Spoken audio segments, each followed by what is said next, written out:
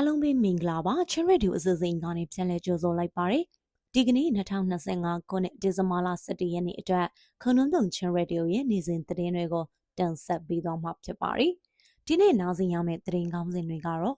ချင်းပြည်အစိုးရတပ်ဖွဲ့တပ်အင်အားတိစောက်ရေးကိုပုံမှုဆောင်ရွက်သွားမယ်လို့အသစ်ပြန်လည်ဖွဲ့စည်းလိုက်တဲ့ချင်းပြည်ကောင်စီကကြေညာတဲ့သတင်းချင်းကြားမှရေးရမှုဝါဒမိုးပေါင်းကိုရေးဆွဲချမှတ်နိုင်ပြီလို့ဆိုတဲ့သတင်းနဲ့ပလောဝမှာအေရဲ့စစ်သားစုဆောင်မှုကြောင့်စစ်မှုထမ်းအကျုံးဝင်တို့နဲ့မိသားစုဝင်ရာကြီးစစ်ဘေးတိမ်းရှောင်နေစတဲ့သတင်းတွေနားဆင်ရမှာပါ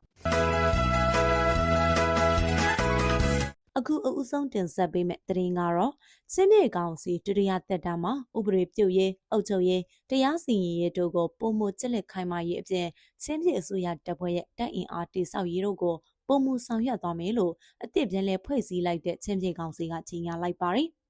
ပထမအကြိမ်ချင်းပြည်ကောင်စီတက်တန်း2နှစ်ပြည့်မှာဒုတိယအကြိမ်ချင်းပြည်ကောင်စီညီလာခံကိုဒီဇင်ဘာလ4ရက်နေ့ကနေ6ရက်နေ့အထိကျင်းပခဲ့ပြီးတော့ချင်းပြည်ကောင်စီဒုတိယတက်တန်းအတွက်အကြီးအကဲတွေကောင်စီဦးဆောင်အဖွဲ့အစည်းတွေနဲ့ကောင်စီဝင်တွေကိုရွေးကောက်တင်မြှောက်ခြင်းပြုလုပ်ခဲ့တယ်လို့ဒီဇင်ဘာလ9ရက်နေ့မှာထုတ်ပြန်လိုက်တာပါ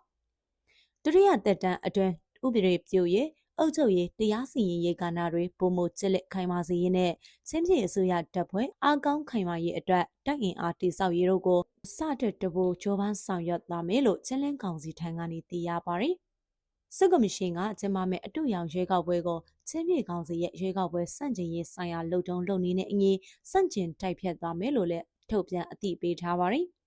အမေရိကန်ပြည်ထောင်စုအစိုးရကနေစစ်ကော်မရှင်ရဲ့ရွေးကောက်ပွဲကိုအကြောင်းပြုပြီးမြန်မာပြည်သူတွေအတွက် temporary protected status ပြန်လည်ရုပ်သိမ်းတဲ့အပေါ်မှာလည်းအထူးစိုးရိမ်မကင်းဖြစ်ရပြီးအဆိုပါဆုံးဖြတ်ချက်ကိုပြန်လည်စဉ်းစားသုံးသပ်ပေးပါရန်ချင်းလန်းကောင်စီကတောင်းဆိုထားပါတယ်။ချင်းပြည်တည်ဆောက်ရေးနဲ့ချင်းတမျိုးသားလုံးစီလုံးညီညွတ်ရေးကိုရှေ့ရှုလျက်ညှိနှိုင်းဆောင်ရွက်မှုတွေဆက်လက်ဆောင်ရွက်ဖို့နိုင်ငံရေးစိတ်ဆန္ဒအပြည့်အဝရှိပါကြောင်းချင်းတော်လှန်ရေးအင်အားစုတွေအကြောင်းမှလည်းပေါင်းစည်းညီညွတ်ရေးအတွက်ကြိုးပမ်းလက်ရှိနေတဲ့ပြည်တွင်းပြည်ပကအဖွဲ့အစည်းအသီးသီးပေါ်မှာကျေးဇူးအထူးတင်ရှိကြောင်းလည်းထုတ်ပြန်ချက်မှာပါရှိပါတယ်။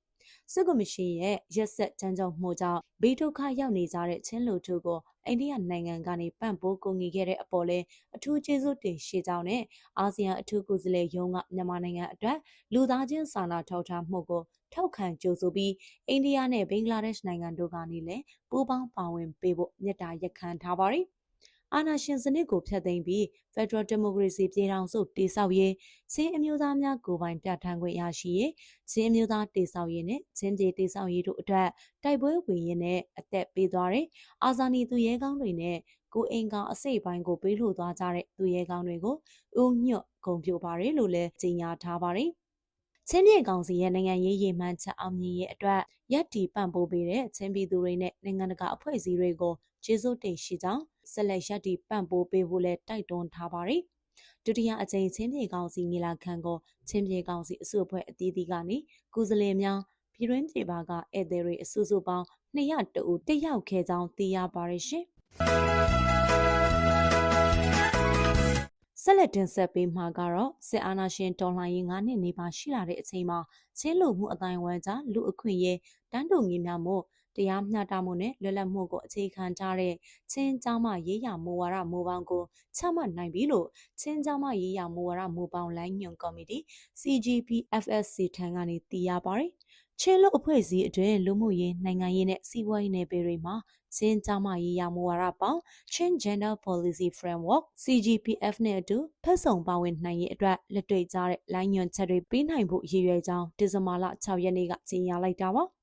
ကျောင်းမတန်းတူရေးတိုးတက်စေဖို့နဲ့လူအခွင့်အရေးစာနှုန်းအခြေပြုအုပ်ချုပ်မှုစနစ်ကိုခိုင်မာအားကောင်းလာစေဖို့ရည်ရွယ်ပြီးဖက်ဆောင်မူဝါဒရေးဆွဲရမှာအထူးမှတ်တိုင်တစ်ခုကိုအောင်မြင်စွာစိုက်ထူနိုင်ခြင်းဖြစ်တယ်လို့လည်းသိရပါတယ်။ကျမတို့မူဝါဒမူပေါင်းကိုရေးဆွဲမယ်ဆိုကြတဲ့ကဒီမှာရှိတဲ့ steering committee တွေနဲ့ပဲရေးဆွဲခဲ့တာမဟုတ်ဘူးပေါ့နော်။အစောပိုင်းကာလမှာတော့ကျမတို့ဒီအတွက်ကိုin person ရော online ကနေရောအကြိမ်ကြိမ်စည်းဝေးတွေလုပ်ခဲ့ကြတယ်။ Steering Committee အနေနဲ့လည်းသက်ဆိုင်ရာဒေသအသီးသီးကိုကွင်းဆင်းပြီးတော့လဲ Gender Awareness Session တွေသွားကြတယ်။အဲ့ဒီကနေရလာတဲ့ feedback တွေအကုန်လုံးပေါ်အကောင့်ထဲပေါ်ဖို့ပေါ့နော်လို့ CGPFSC ကတာဝန်ရှိသူအမျိုးသမီးကပြောပါတယ်။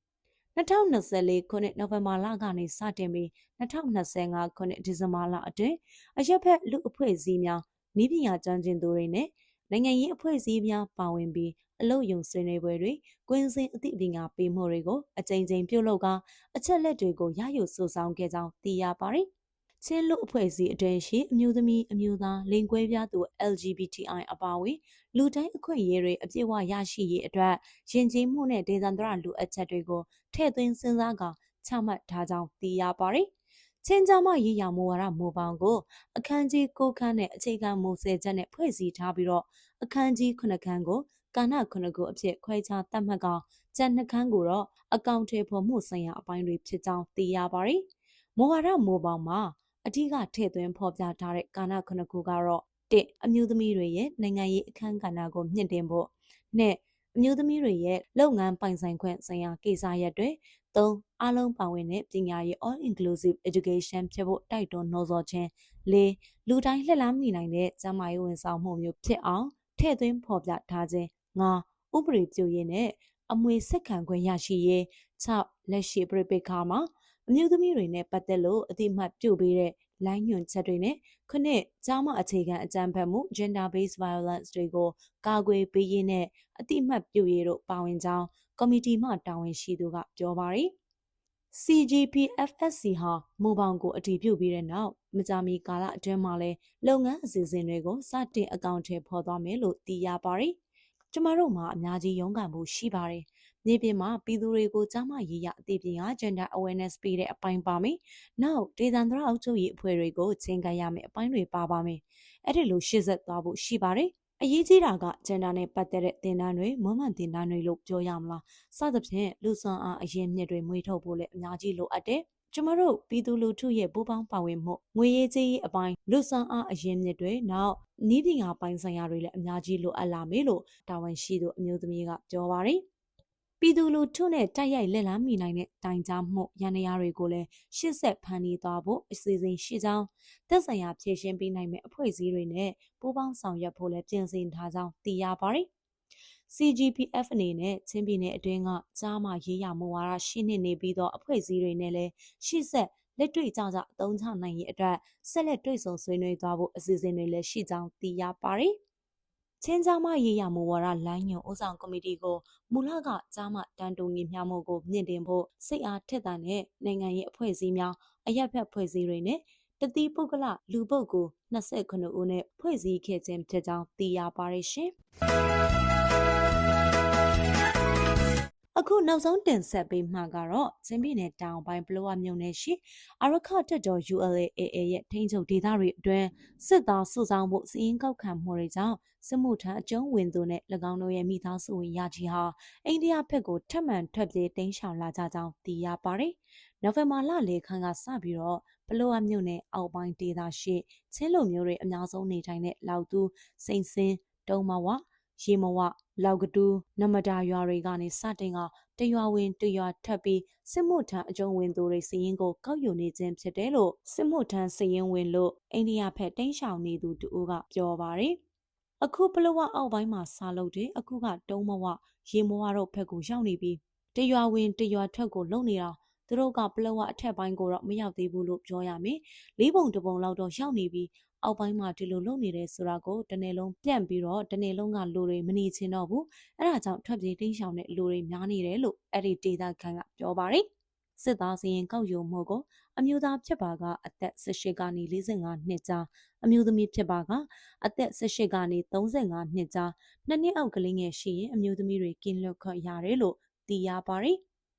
သူတို့ကစစ်မှုထမ်းရမယ်လို့တရားဝင်ကြီးညာတယ်။ရွာမှာတရွာဝင်တရွာထွက်အစည်းအဝေးလုပ်တာပေါ့နော်။ပြီးတော့အသက်ပြည့်မီတဲ့သူတို့အကုန်လုံးခေါ်မယ်လို့ပြောတယ်။ပလောဝမြို့ပေါ်ကရမီရဖာတွေကိုအတုံးချတယ်လို့ပြောရမှာပေါ့။ကိုမီလူကြီးတွေ၄-၅ယောက်ကိုခေါ်ပြီးတော့တရွာဝင်တရွာထွက်စီယုံတာတွေလုပ်တယ်လို့စစ်မှုထမ်းစီရင်မှာပါဝင်တဲ့အိန္ဒိယဘက်တိန့်ရှောင်နေသူတို့ကပြောပါတယ်။လက်တလုံးမှာပလောဝမြို့မှာစစ်မှုထမ်းအကျုံးဝင်သူတွေထပ်မံအိုးအိမ်ဆုံးခွာထွက်ပြေးဖို့ပြင်ဆင်နေမှုတွေလည်းရှိနေကြောင်းသိရပါတယ်။အိန္ဒိယဘက်ကိုထပ်မံထွက်ပြေးတိမ်းရှောင်လာသူတွေထဲမှာကလေးငယ်နဲ့သက်ကြီးရွယ်အို30%ခန့်ပါဝင်တယ်လို့ကိုငီပေးနေသူတွေကခန့်မှန်းထားပါတယ်။အသည့်ရောက်ရှိလာတဲ့စစ်ဘေးရှောင်တွေအတွက်အခြေခံစားတောက်ကုန်တွေဥခတ်ပကံစောင်းအနှွေးတဲ့အမိုးအကာတွေအိမ်ဆောက်လုပ်ဖို့တစ်ဝါ ဝယ်ယူနိုင်ရင်အတွက်ငွေကြေးလိုအပ်ချက်တွေလည်းရှိနေကြောင်းသိရပါတယ်ရှင်။